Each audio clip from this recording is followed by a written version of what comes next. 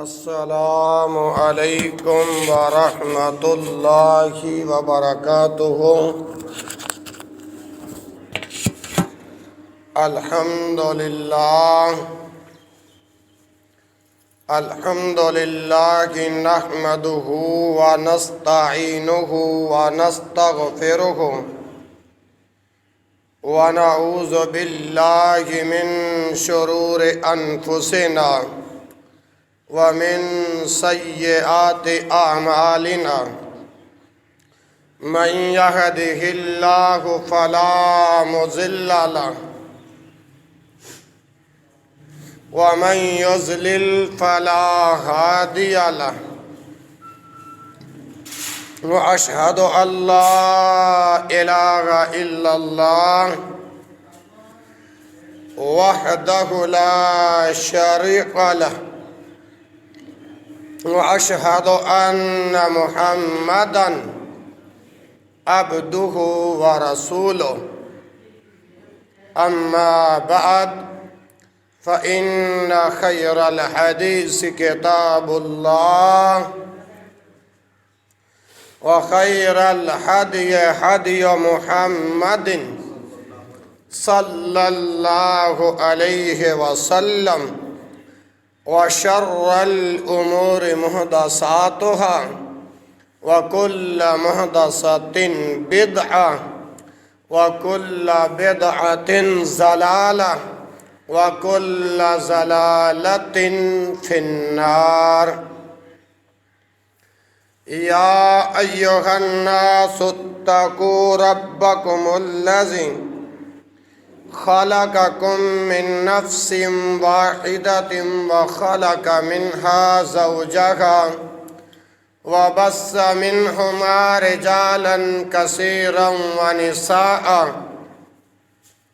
واتقوا الله الذي تساءلون به والأرحام إن الله كان عليكم رقيبا يا أيها الذين آمنوا اتقوا الله وقولوا قولا سديدا يصلح لكم أعمالكم ويغفر لكم ذنوبكم ومن يطع الله ورسوله فقد فاز فوزا عظيما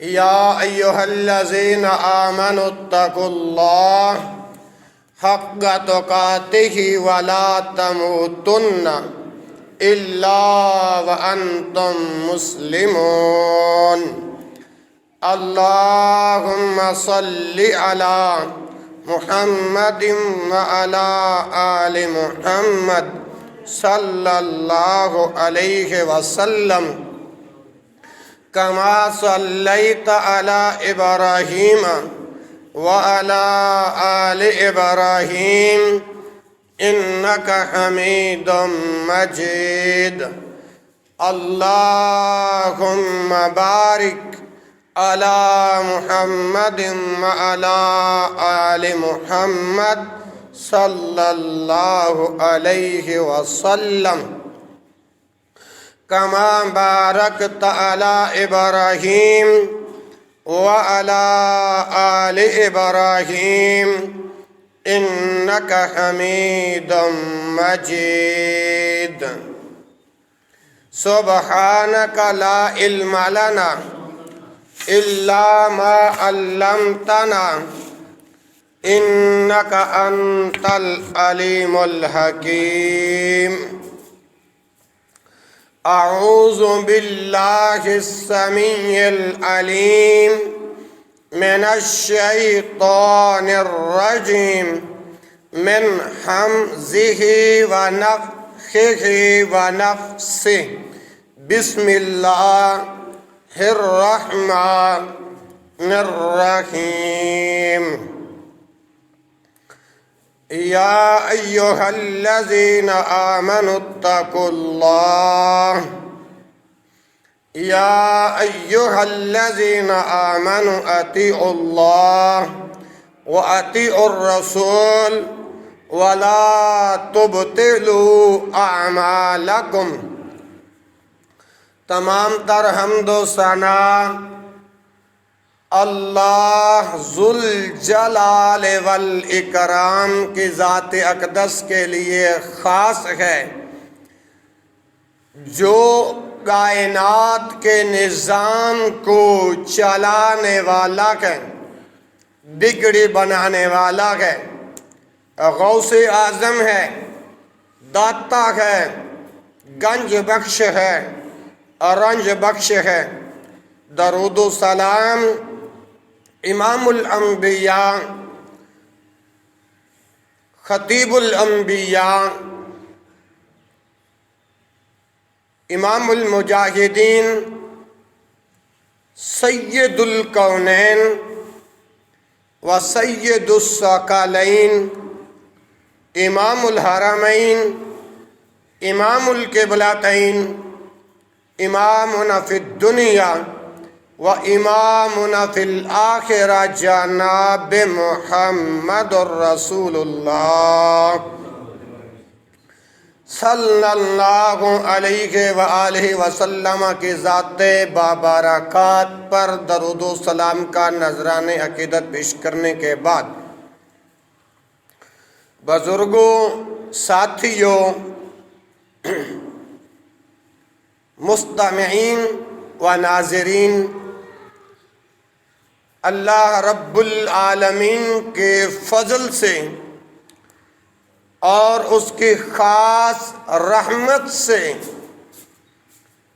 اور محترم بھائی ارشاد اللہ صاحب اور محترم جناب لال خان صاحب اور اس علاقے کے غیور و جسور بھائیوں کے توسل سے اور اللہ کے خاص فضل سے آج آپ کے اس علاقہ میں 22 جنوری 2021 کے خطبہ جمعۃ المبارک دینے کے حوالے سے اللہ نے حاضری کا موقع عطا فرمایا۔ دعا فرمائیں کہ خالق کائنات یہ جمعہ میرے اور آپ کے لیے بخشش کا بہانہ بنا دے، مغفرت کا خزانہ تیار کر دے۔ بھائیوں، بلا تمہید میں اپنی گفتگو کا آغاز کرتا ہوں، اور میرے محترم جھنگ سے میرے ساتھ چل کر آنے والے بھائی نواز صاحب اور آپ تمام بھائیوں کا مشکور ہوں جنہوں نے کلام اللہ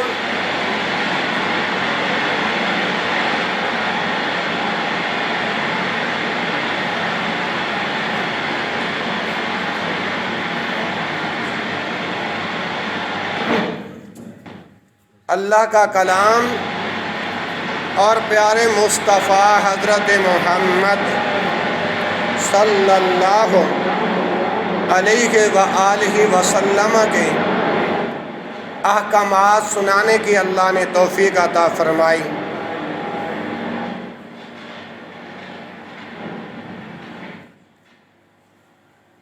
جی، تو میں عرض کر رہا تھا، چھوڑ دو اگر نہیں چلتے تو۔ جی، اللہ رب العالمین نے اپنی کتاب قرآن مجید کے اندر اعلان فرمایا کہ یا ایھا الذین آمنوا، اے ایمان والو، اطیعوا اللہ، اللہ کی اطاعت کرو، واطیعوا الرسول، اور اس کے رسول کی اطاعت کرو، ولا تبطلوا اعمالکم، اللہ اور اس کے رسول کی اطاعت سے ہٹ کر کسی اور کی اطاعت کر کے اپنے اعمال غارت نہ کرو، اپنے اعمال کو ضائع نہ کرو۔ دوسرے مقام پر فرمایا کہ من یطیع اللہ والرسول، جس نے رسول کی اطاعت کی اس نے در حقیقت اللہ کی اطاعت کی۔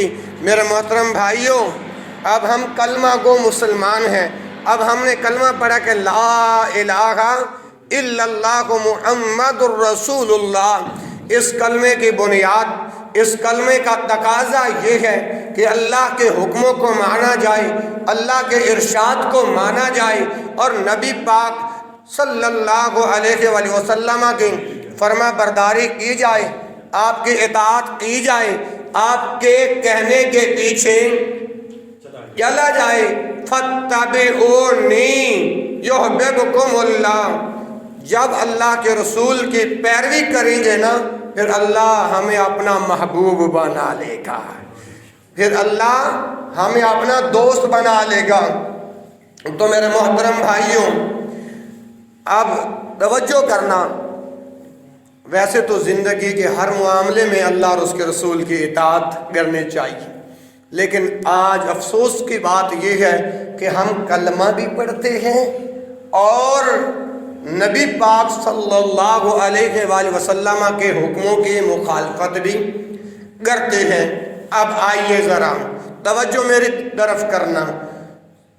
پہلی بات، اسلحہ اٹھانا، اسلحہ اٹھانا، اس کی شرعی حیثیت کیا ہے؟ اسلحے کے ساتھ اشارہ کرنا، اللہ کا حکم کیا ہے، نبی کا حکم کیا ہے؟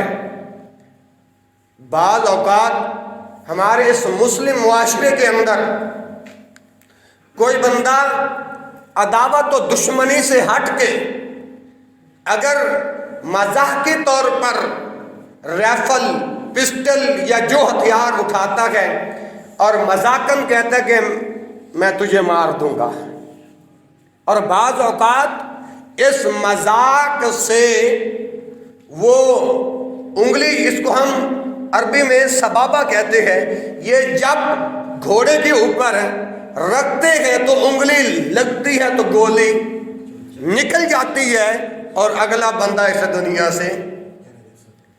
اب اسلحہ اٹھانا یا کسی کو ڈرانا یا ایسے معاملات کے اندر جائیداد پہ قبضہ کرنا، ادھر ہم یہ ہتھیار استعمال کرتے ہیں اور ہتھیار اٹھاتے ہیں۔ اور آئیے، میں نے صبح عرض کیا تھا نا کہ اللہ کا حکم اور نبی کا حکم چلے گا۔ آئیے، میں نے دعویٰ دائر کر دیا ہے آپ کے دلوں کی عدالت کے اوپر، جو بندہ اسلحہ اٹھاتا ہے، اسلحہ اٹھانا ایسے بندے کی شرعی حیثیت ہے کیا ہے؟ یہ ہے میرا دعویٰ۔ اب آپ کے سامنے چند دلائل عرض کروں گا، بحوالہ گفتگو کروں گا، جس سے آپ کا دل بھی مطمئن ہو جائے گا اور وہ دلائل دینے سے میرا دعویٰ بھی سچ ثابت ہو جائے گا۔ مسلمان بھائیوں، بزرگوں اور ساتھیوں، اب جو روایت پیش کرنے لگا ہوں اپنے دعوے پر، پہلی دلیل صحیح مسلم کتاب الایمان، صحیح مسلم کتاب الایمان۔ جب مسلم، آپ یہ بک ہے حدیث کی جب آپ اٹھاؤ گے، اس کے اندر ایک چیپٹر ہے کتاب الایمان، جب آپ اس کو اوپن کرو گے پھر اس کے ساتھ احادیث کا نمبر ہوگا۔ بھائی توجہ میری طرف، میں آپ کا مہمان ہوں، دعا کرو اللہ مجھے آپ کے ساتھ پکا مہمان بنا دے۔ ہاں جی، اچھا، تو جب آپ یہ چیپٹر نکالو گے تو یہاں اس حدیث کے ساتھ نمبرنگ بھی ہوتی ہے، تو اس حدیث کا نمبر ہے 99۔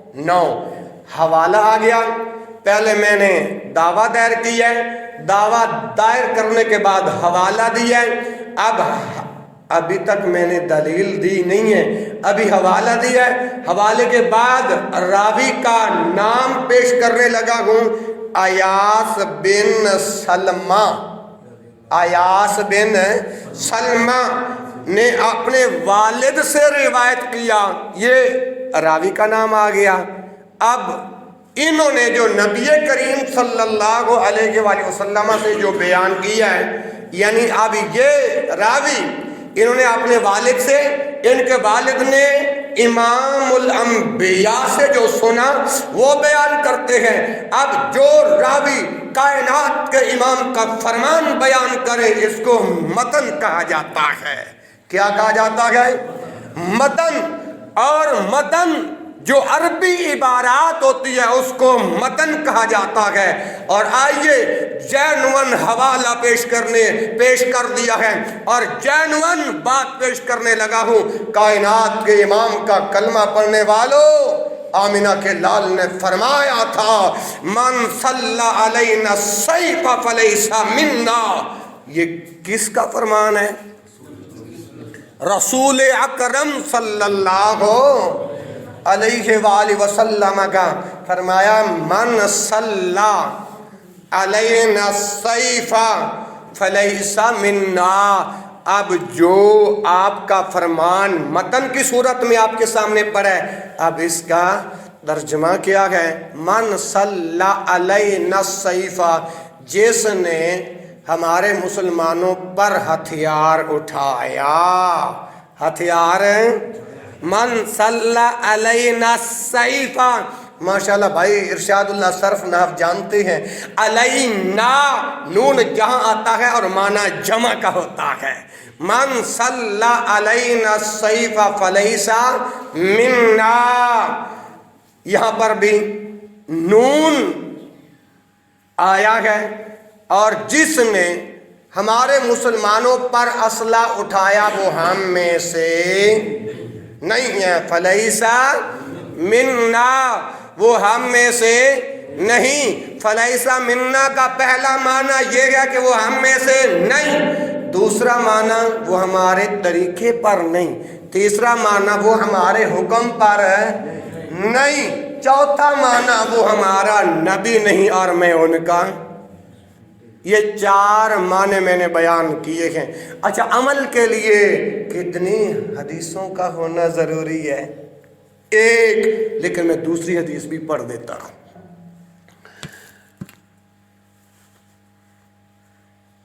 اسلحہ، اس کے اندر جو الفاظ آئے نا من صلی علینا السیف، اس سیف کا لفظی معنی ہوتا ہے تلوار۔ جس نے ہم مسلمانوں پر تلوار اٹھائی وہ ہم میں سے نہیں۔ اور اس اللہ کے رسول کے فرمان سے پتہ یہ چلتا ہے کہ جو اسلحے کا رخ بھی اپنے مسلمان بھائی کی طرف نہیں کرنا چاہیے۔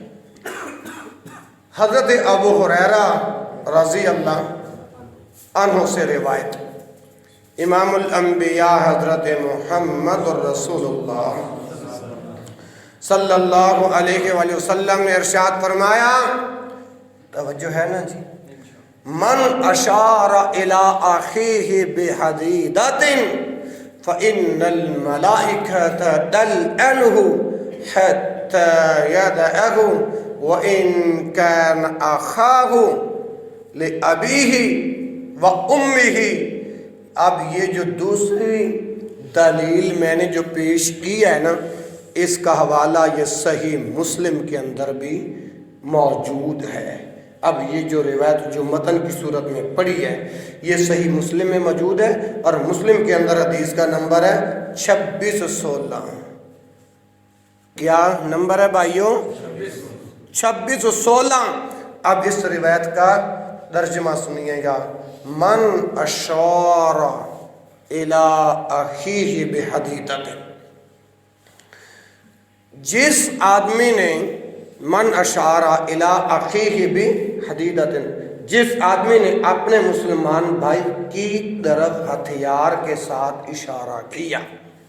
ٹھیک ہے جی، جانون حوالہ، جانون نبی پاک کا فرمان، اور سنی سنائی بات ہم نہ کرتے ہیں نہ سنتے ہیں، یہ اللہ کا شکر ہے۔ من اشار الی اخیہ بحدیدۃ، جب ایک بندہ اپنے مسلمان بھائی کی طرف اسلحہ اٹھا کے یوں اشارہ کرتا ہے نا، تو اس وقت فرمایا فإن الملائکۃ تلعنہ، تو آسمان والے ملائکہ اسی وقت سے اس اسلحہ اٹھانے والے بندے پر لعنتیں ڈالنا شروع کر دیتے ہیں۔ کائنات کے امام کا فرمان پیش کیا، فإن الملائکۃ تلعنہ، فرشتے لعنت کرتے ہیں اس انسان پر جو اپنے مسلمان بھائی کی طرف ہتھیار اٹھاتا ہے۔ اور یہاں تک بس نہیں، کائنات کے امام نے فرمایا وَإِن كَانَ أَخَاهُ لِأَبِيهِ وَأُمِّهِ، چاہے وہ تمہارا حقیقی بھائی ہی کیوں نہ ہو۔ آپ کا یہاں پہ سوال اٹھ سکتا ہے کہ اگر حقیقی بھائی مراد ہے تو پھر آپ اس روایت کے اندر کیسے حقیقی بھائی کو آپ اخذ کر سکتے ہیں؟ اگر کوئی مجھ سے پوچھے گا تو میں یہ عرض کروں گا کہ اس حدیث کے اندر کائنات کے امام محمد عربی صلی اللہ علیہ وسلم کی ختم نبوت والی زبان سے جو الفاظ نکلے ہیں وَإِن كَانَ أَخَاهُ، اگر وہ تمہارا بھائی ہو، اگر وہ تمہارا، اور اب بھائی تو ہزار ہوتے، وَإِن كَانَ أَخَاهُ لِأَبِيهِ وَأُمِّهِ، باپ بھی ایک ہو ماں بھی ایک ہو تو یہ حقیقی بھائی مراد ہے۔ اور اس حدیث کا کیا معنی نکلا؟ اگر ایک ماں کے بطن سے، جہاں سے تو آیا ہے، اگر تیری ماں، تیری والدہ محترمہ کے اس بطن سے جو دوسرا بھائی آئے گا، اس اپنے حقیقی بھائی کی طرف اگر تو اسلحہ اٹھائے گا یا اسلحے کا رخ کرے گا، کائنات کے امام نے بیان فرمایا وہ میرا امتی نہیں اور میں ان کا نبی نہیں۔ تو اسلحہ بھی نہیں اٹھانا چاہیے۔ بعض اوقات مذاق کے طور پہ اٹھاتے ہیں، نہ بھائی نہیں اٹھانا چاہیے۔ اگر کسی سے قبضہ کرنا تو پھر اسلحہ اٹھاتے ہیں، نہ بھائی اس طرح نہیں اٹھانا چاہیے۔ قانونی کارروائی، قانون کو ہاتھ میں نہیں لینا چاہیے۔ اسی طرح اپنے حقیقی بھائی ہی کیوں نہ ہو تو کسی صورت میں اسلحہ نہیں اٹھانا چاہیے، اور بلکہ اسلحہ اٹھانا تو درکنار، اسلحے کی طرف رخ بھی نہیں کرنا چاہیے۔ اب جس مسلمان کے اندر یہ عیب پایا گیا تو وہ بندہ اگر کلمہ پڑھ کے اپنے مسلمان بھائی کی طرف، یار تو اس مسلمان بھائی پہ ہتھیار اٹھاتے ہو جس کائنات کے امام کا تم نے بھی کلمہ پڑھا ہے، اور جس پر ہتھیار اٹھایا جا رہا ہے اس نے بھی تو اللہ کے رسول کا کلمہ پڑھا ہے۔ اس علاقے کے غیور و جسور پروانوں اور دیوانوں قرآن و حدیث کے سنتے جاؤ۔ سنن ابی داؤد کھولو، دوسری جلد کھولو، بابا لال خان توجہ، اور کتاب الادب کھولو، ابن عمر ہے رضی اللہ عنہما، انہوں نے ایک مرتبہ اپنی نظر کو کعبۃ اللہ کی طرف بلند کیا، اللہ کے گھر کی طرف بلند کیا۔ ابن عمر نے اپنی نظروں کو اللہ کے گھر کی طرف اٹھایا اور کیا کہا؟ معظمک وما اعظم حرمتک، دلائل کے ساتھ خطبہ دے رہا ہوں اور اللہ سے دعا کرتا ہوں کہ اللہ سمجھنے کی توفیق عطا فرمائے۔ ہاں جی، فرمایا معظمک وما اعظم حرمتک، اے کعبہ تیری عزتوں کے کیا کہنے، تیری رفعتوں کے کیا کہنے، تیری بلندیوں کے کیا کہنے، لیکن اے کعبہ آج ابن عمر کی بات کو بھی سن لے۔ تو فرمایا والمؤمن اعظم حرمتاً عند اللہ منک، فرمایا اے کعبہ ایک مومن کی عزت، ایمان والے کی عزت، اللہ کا گھر کعبۃ اللہ، اللہ کا گھر بیت اللہ سے بھی کہیں زیادہ بڑھ کے ہے۔ اللہ کے گھر کی کتنی شان ہے کہ نہیں؟ ایک ایمان والے بھائی کی عزت اللہ کا گھر کعبۃ اللہ سے بھی زیادہ ہو، اور اس مسلمان کی طرف یوں اسلحہ اٹھا کر رخ کریں تو یارو یہ شریعت کے اندر اجازت۔ تو جو بندہ ایسا اپنے مسلمان بھائی کے اوپر یوں اسلحہ اٹھاتا ہے یا اسلحے کا رخ کرتا ہے تو کائنات کے امام نے بیان فرمایا کہ وہ میرے طریقے پر، میرے حکم پر، میں قبرستان میں کھڑا ہو کے نہیں بات کر رہا، زندہ دل لوگوں کو خطبہ جمعہ دے رہا ہوں، تو فرمایا کہ وہ میرے طریقے پر ایک انسان نبی کا کلمہ بھی پڑھتا ہے، اپنے مسلمان بھائی پر ہتھیار اٹھاتا ہے، وہ کلمہ اس کا پڑھنا اس کو فائدہ دے گا؟ ہرگز نہیں دے گا۔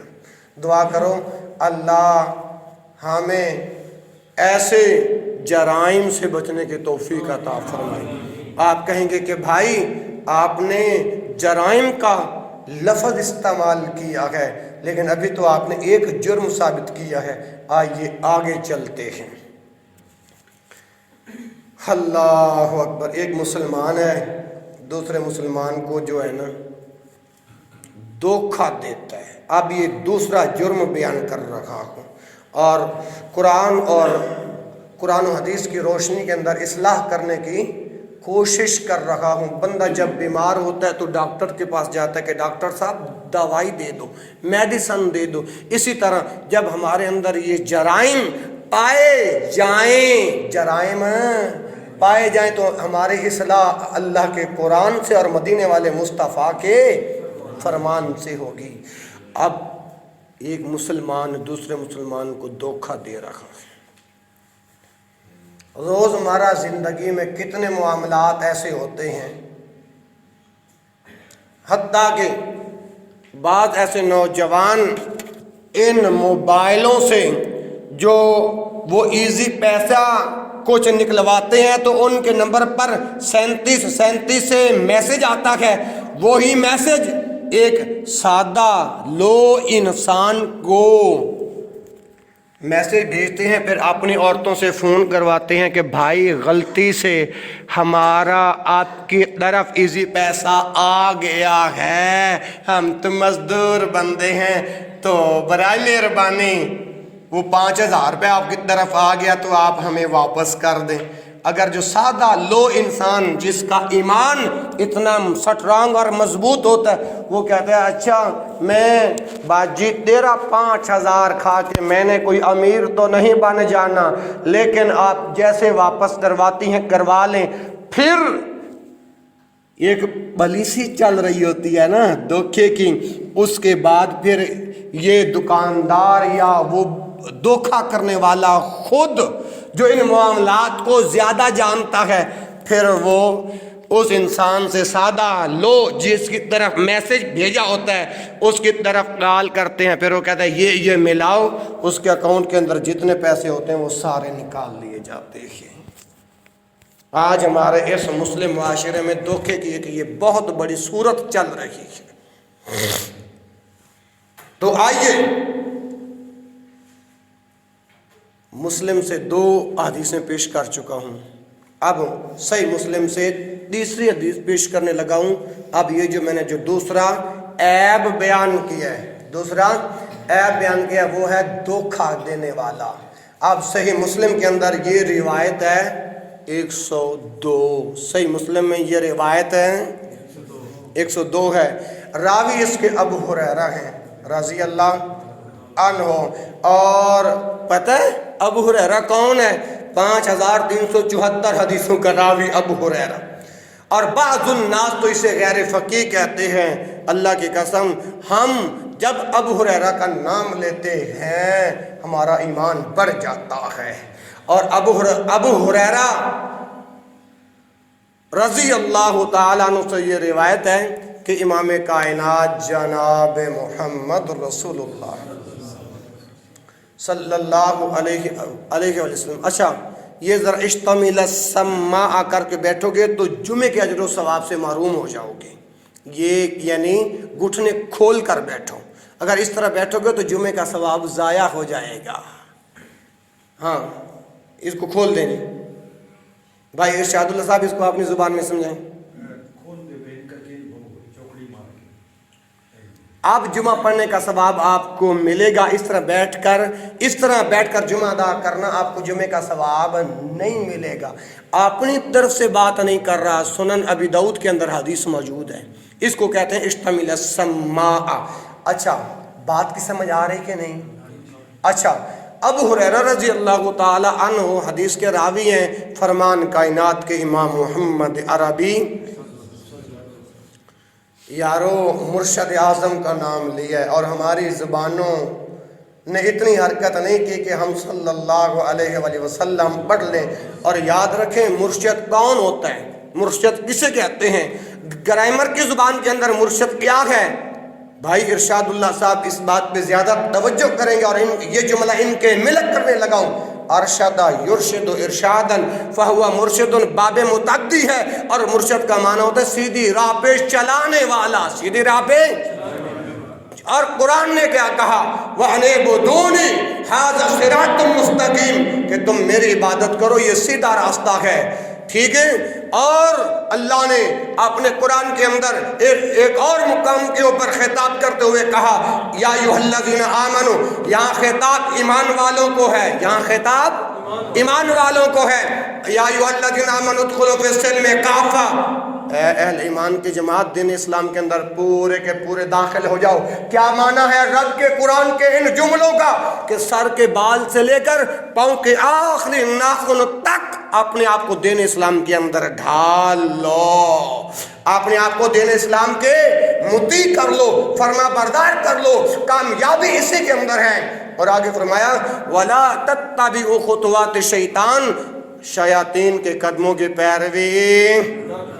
اب شیطان تو کہتا ہے اللہ کے رسول کا جب نام آئے تو تم نے درود نہیں پڑھنا, لیکن جو رحمان کے بندے ہیں جب ان کے امام کا نام آئے گا, ان کے مرشد کا نام آئے گا, تو یہ کنجوس نہیں بنیں گے. اپنے مرشد کا نام سن کر اپنی زبانوں کو حرکت میں لائیں گے اور درود پڑھیں گے جناب محمد علیہ وآلہ وسلم کا فرمان. ابو ہریرہ بیان کرتے ہیں. اور دھوکہ کون سا ہے, دعویٰ کون سا ہے؟ پہلا دعویٰ میں نے دائر کر کے مسلم سے 2 دلیلیں دے کے اپنے دعوے کو سچ ثابت کر دیا. اب میرا دوسرا دعویٰ ہے دھوکہ دینا, جس کی ایک آج کل کے دنوں کے اندر جو دھوکہ سٹرینڈ جو چل رہا ہے وہ فرد ایگزامپل آپ کے سامنے بیان کیا ہے. اور پھر اب یہاں پر نبی کی بات آپ کے سامنے دلیل کی صورت میں رکھوں گا, میرا دعویٰ سچ ثابت ہو جائے گا. جمعہ پڑھ کے آپ اپنے گھروں کو جاؤ گے, اور جب شام ہوگی, شام غریبہ نہیں, جب آپ اپنے بستر پر لیٹو گے, آپ کو جمعے کے اندر یہ اللہ اور اس کے رسول کے جب فرامین یاد آئیں گے, آپ کہیں گے کہ بھائی آئے تھے, دین کے خادم آئے تھے, انہوں نے اللہ کے رسول کتاب اللہ و سنت نبی ہی سے ہمیں احکامات پڑھ کے سنائے تھے. ہمارے اندر جو عیوب اور جرائم ہیں ہم ان کی اصلاح کرنے کی کوشش کرتے ہیں. تو آئیے وقت کم ہے, فرمایا مر رسول اللہ صلی اللہ علیہ وآلہ وسلم مر علی صبرۃ طعام فادخل یدہ فیہا بللن اصابعہ مر علی صبرۃ طعام. سننا, اللہ کے رسول صلی اللہ علیہ وسلم کا گزر ایک غلے کے ڈھیر سے ہوا. اللہ کے رسول کا گزر ایک غلے کے ڈھیر سے ہوا. مر علی صبرۃ طعام فادخل یدہ فیہا فنالت اصابعہ. تو نبی مکرم صلی اللہ علیہ وآلہ وسلم نے اپنا ہاتھ اس غلے کے ڈھیر کے اندر داخل کیا. تو جب اپنا ہاتھ اس غلے کے ڈھیر کے اندر داخل کیا نا, تو آپ کی انگلیوں کو گیلا پایا. مثال کے طور پر اب یوں سمجھے, فار دی ایگزامپل, اب ہر مسلمان ہر سال کپاس بیجتا ہے, پتہ نہیں اس علاقے میں کپاس ہوتی ہے کہ نہیں جی, چلو خیر. تو جب کپاس کی چنائی کا وقت آتا ہے تو لوگ کپاس کو یعنی چونیوں کو, عورتوں کو, خواتین کو فارغ کر کے جو کپاس بچتی ہے نا, ان کو ایک جگہ پہ رکھ کے اوپر تھوڑا تھوڑا سا پانی پھینک دیتے ہیں کہ آج بیوپاری نہیں آنا, اس کا وزن اچھا ہو جائے, یوں سمجھ لو. ٹھیک, گیلا مال نیچے تو سوکھا اوپر. یہی معاملہ اللہ کے نبی نے, اللہ کے رسول نے جو بیان کیا وہ اسی طرح ہے. کہ مر علی صبرۃ طعام فادخل یدہ فیہا فنالت اصابعہ، آپ نے اپنی انگلیوں کو گیلا پایا تو آپ نے اپنا ہاتھ باہر نکالا. اللہ کے رسول نے اپنا ہاتھ باہر نکالا اور پوچھا، اس غلے کا جو مالک جو تھا نا اس کو بلا کے کہا، ما ھذا یا صاحب الطعام، اے غلے کے ڈھیر کے مالک یہ کیا ہے؟ ما ھذا صاحب الطعام حدیث کے الفاظ ہیں اور ختم نبوت والی زبان سے نکلے ہوئے الفاظ ہیں. اس محراب و منبر پہ یا رب کا قرآن چلتا ہے یا مدینے والے کا فرمان چلتا ہے؟ تو کہا، اے غلے کے مالک یہ کیا، ما ھذا یا صاحب الطعام. اور وہ جب اللہ کے رسول نے جب یہ سوال کیا تو اس نے پتہ کیا کہا؟ وہ بھی آدمی بڑا چلاک تھا نا. اس نے کہا، افلا جعلتہ فوق الطعام اصابتہ السماء یا رسول اللہ، اے اللہ کے رسول آسمان سے بارش ہوئی ہے. آسمان سے جب پوچھا تھا نا کہ ما ھذا یا صاحب الطعام، اے غلے کے مالک، اے اس ڈھیر کے مالک یہ کیا ہے؟ یعنی اوپر والا مال سوکھا اور نیچے والا گیلا، اوپر والا خشک اور نیچے والا گیلا. تو آپ نے اس بندے کو بلایا اور پوچھا تو اس بندے نے یہی جواب دیا جو میں آپ کے سامنے یہ دیکھو پیش کر رہا ہوں. یہ کوئی قصہ نہیں ہے، کہانی نہیں ہے، بحوالہ بات عرض کر رہا ہوں. اگر کسی نے حوالہ چیک کرنا تو جمعے کے بعد دل کھول کے چیک کر سکتا ہے. تو اس نے کہا، افلا نا، انہوں نے کہا اصابتہ السماء یا رسول اللہ، اللہ کے رسول آسمان سے بارش ہوئی ہے جس کی بنا پر یہ مال گیلا ہے. آپ نے اپنا ہاتھ داخل کیا، آپ کی انگلیوں کو گیلا محسوس ہوا. اچھا، یہ بندہ جب اتنا چلاک تھا، دراصل یہ تو دھوکہ کر رہا تھا، دراصل یہ تو فراڈ کر رہا تھا، دراصل یہ تو دو نمبری کر رہا تھا. وہ کائنات کے امام کا کلمہ پڑھنے والوں، اللہ کے رسول کے نام پہ مر مٹنے والوں، اللہ کے رسول کا کلمہ پڑھ کے آپ کے اطاعت کرنے والوں. اللہ کے رسول نے فرمایا جب اس آدمی نے یہ جواب دیا نا، اصابتہ السماء یا رسول اللہ، قال، اب ختم نبوت والی زبان سے جو الفاظ نکلے وہ ہے، افلا جعلتہ فوق الطعام کی یراہ الناس. اگر آسمان سے بارش برسی ہے، بارش برسنے سے آپ کا یہ مال گیلا ہو گیا، تو افلا جعلتہ، تو نے ایسا کیوں نہیں کیا کہ جو گیلا تھا اس کو اوپر کر دیتا، جو خشک تھا اس کو نیچے کر دیتا. کیوں؟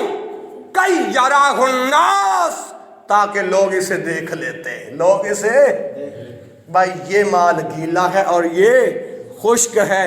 پھر کائنات کے امام نے بیان فرمایا کہ من غش فلیس منی، کہ جس نے ملاوٹ کی وہ ہم میں سے.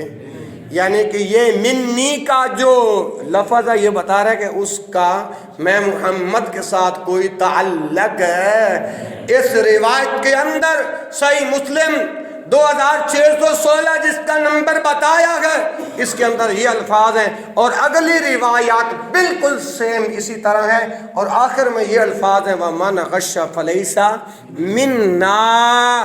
یعنی کہ یہاں پر جمع کا صیغہ اس لیے بیان فرمایا، ایک نہیں، دو نہیں، 10 نہیں، اگر میرا کلمہ پڑھنے والے کتنے ہزاروں لوگ اگر یہ دھوکہ کریں گے، ملاوٹ کریں گے، فراڈ کریں گے، وہ ہم میں سے، وہ ہمارے طریقے پر، بولیے بولیے، وہ ہمارے طریقے پر، وہ ہمارے حکم پر، وہ ہمارے دین پر اگر میرا کلمہ پڑھ کے میرے کلمے کی لاج رکھتا تو اپنے مسلمان بھائی کو کبھی دھوکہ.